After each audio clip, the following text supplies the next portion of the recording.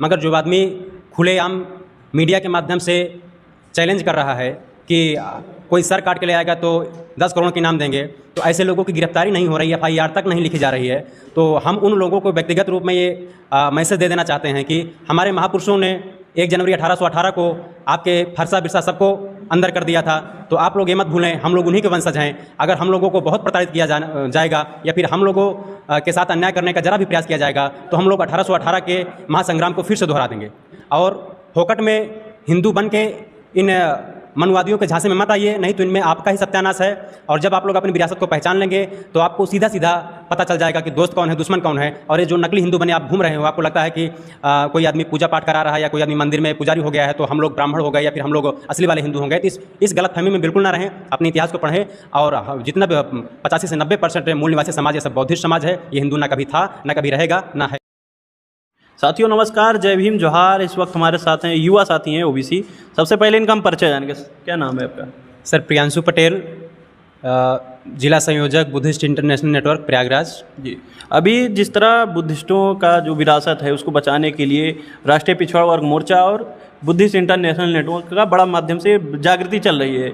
इसी जागृति के कार्यक्रम में बनारस में कार्यक्रम होना था, मथुरा में कार्यक्रम होना था, आप लोगों का कार्यक्रम कैंसिल कर दिया गया था। प्रशासन द्वारा यह आरोप लगाया गया कि आप लोग धार्मिक भावना आहत करते हैं। नहीं सर, सबसे पहली बात तो ये है कि भारत में भारत सरकार पर ब्राह्मणों का पूरी तरीके से ब्राह्मणों के कहने पर भारत सरकार काम कर रही है और ब्राह्मणों के इशारे से ही बनारस के DM ने परमिशन को रद्द किया और जो बिल्कुल संविधान विरुद्ध है। तो भारत में के संविधान में जो हमें मौलिक अधिकार दिए गए हैं उन अधिकारों के तहत हम लोग ये कार्यक्रम करना चाह रहे थे, सारी तैयारियां हो चुकी थी, मगर जबरन प्रशासन ने हमारे कार्यक्रम को रद्द किया।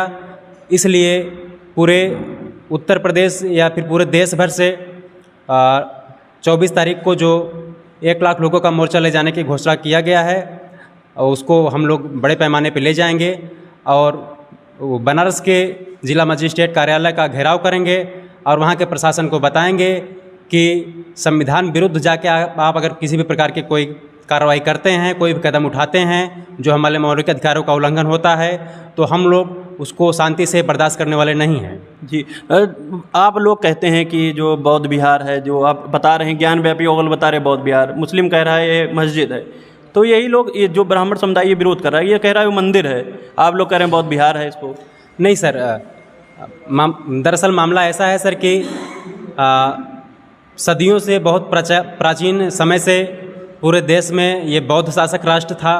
बौद्ध शासक राष्ट्र के जो बौद्धिस्ट मौर्य वंश के अंतिम सम्राट राजा बृहदत्त मौर्य की हत्या के बाद मंदिरों का निर्माण भारत में करवाया गया और सारे बुद्ध विहारों को नष्ट करके करवाया गया। तो जब मुग़लों का आक्रमण भारत पे हुआ तो मुग़लों ने मंदिरों को तोड़ा, तो ये दोनों लोगों में समझौता हुआ कि आप भी विदेशी हैं, हम भी विदेशी हैं, ये बुद्ध विहार है। तो दोनों लोगों ने मिल के बुद्ध विहारों को तोड़ के आधे में मंदिर बनाया गया, आधे में मस्जिद बनाया गया।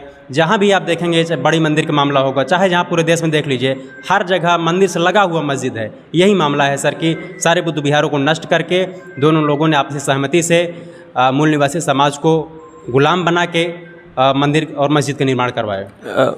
स्वामी प्रसाद मौर्य कह रहे हैं ये हिंदू धर्म नहीं, ये ब्राह्मण धर्म है। उसके बाद स्टालिन, जूनियर स्टालिन कह रहे हैं ये सनातन धर्म की समाप्ति हो जानी चाहिए।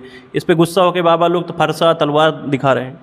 नहीं सर, जो लोग फरसा तलवार दिखा रहे हैं भारत सरकार के इशारे पे दिखा रहे हैं। ऐसा हम इसलिए बोल सकते हैं क्योंकि अगर कोई किसी को गाली दे देता है तो FIR हो जाती है, सालों की जेल हो जाती है, मगर जो आदमी खुलेआम मीडिया के माध्यम से चैलेंज कर रहा है कि कोई सर काट के ले आएगा तो 10 करोड़ के इनाम देंगे, तो ऐसे लोगों की गिरफ्तारी नहीं हो रही है, FIR तक नहीं लिखी जा रही है। तो हम उन लोगों को व्यक्तिगत रूप में ये मैसेज दे देना चाहते हैं कि हमारे महापुरुषों ने 1 जनवरी 1818 को आपके फरसा बिरसा सबको अंदर कर दिया था, तो आप लोग ये मत भूलें, हम लोग उन्हीं के वंशज हैं। अगर हम लोगों को बहुत प्रताड़ित किया जाएगा या फिर हम लोगों के साथ अन्याय करने का जरा भी प्रयास किया जाएगा, तो हम लोग 1818 के महासंग्राम को फिर से दोहरा देंगे। जी, लेकिन आप लोग कह रहे हैं कि हिंदू धर्म नहीं है, ब्राह्मण धर्म है, मतलब क्यों ऐसा बोलना पड़ रहा है? सर, पहली चीज़ तो किसी भी प्रमाण के हिसाब से हिंदू नाम का कोई धर्म नहीं है, ना तो संविधान में इसकी कहीं जिक्र है और ना कहीं पर। अगर ये मोटे तौर पे हम लोग मान लिया जाए कि अगर ये लोग हिंदू धर्म को जिस हिसाब से सनातन धर्म बताते हैं, तो सनातन तो बुद्धिज़्म का शब्द है, बुद्धिज़्म से निकला हुआ शब्द है सनातन। तो हिंदू ये केवल 8-10% लोग जो हैं भारत में, जो अपने आप को हिंदू बताते हैं और सनातनी बताते हैं, और इनकी जनसंख्या कम होने की वजह से ये ओबीसी और एससी को भी हिंदू बना रहे हैं। वो है नहीं, उन्हें बनाया जा रहा है ताकि वो ये दिखा सकें कि हम लोग हिंदू की संख्या काफ़ी ज़्यादा है, मगर उसमें हमारे समाज के लोगों की कुछ गलती है, ना जानकारी होने की वजह से उनके झांसे में आ जाते हैं और फोकट में हिंदू बने फिर रहे हैं। संविधान के पहले भी हम लोग कहीं ना कहीं हिंदू थे, मगर हिंदुओं, मान लीजिए हम लोगों को बनाया गया हिंदू, तो हिंदुओं का जो समानता का व्यवहार कभी किया नहीं गया, ठीक सर। इसलिए जो है तो ना हम लोग हिंदू थे, ना कभी रहेंगे हिंदू।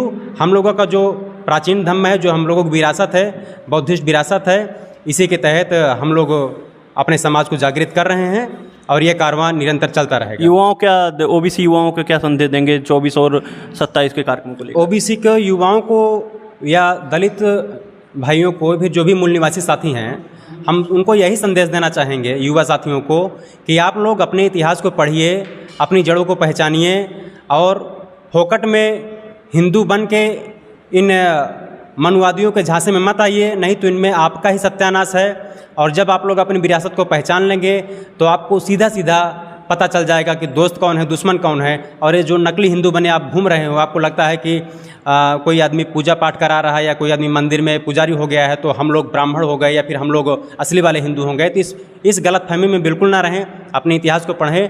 और जितना भी 85 से 90% मूल निवासी समाज ये सब बौद्धिस्ट समाज है, ये हिंदू ना कभी था, ना कभी रहेगा, ना है भी।